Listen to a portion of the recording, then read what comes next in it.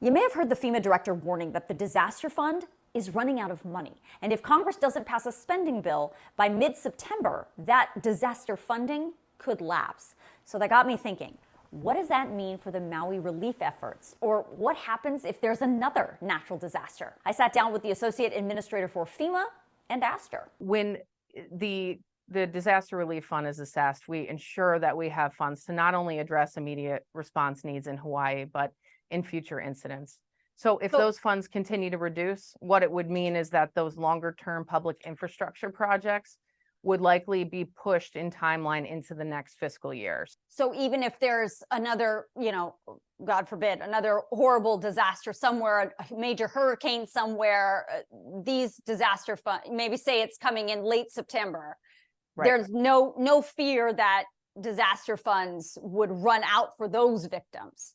That's correct. Speaking of money, I also asked FEMA, what was up with that $700 payment that they gave to Maui fire victims? So that $700 is a very small portion of the overall assistance that will be and is being provided to survivors that were impacted by this incident. During that time that we released that payment, we're working with the applicant and the survivor to make sure that we're providing all the cash assistance we can against what needs they may have. So for instance, if they tragically lost their home in this incident, we reimburse for uninsured losses up to $41,000. That's just one example. And what would you say to them, some of them who feel sort of offended by that number? Please call us back. If you've received a $700 payment and you haven't received any information about other cash assistance you're eligible for. But the only way to get any of this help is to register with FEMA so they know who you are, they know exactly what you lost, and they can tell you what resources you're entitled to. Now, the challenge is going to be in the next few weeks and months as the recovery and rebuilding efforts get underway.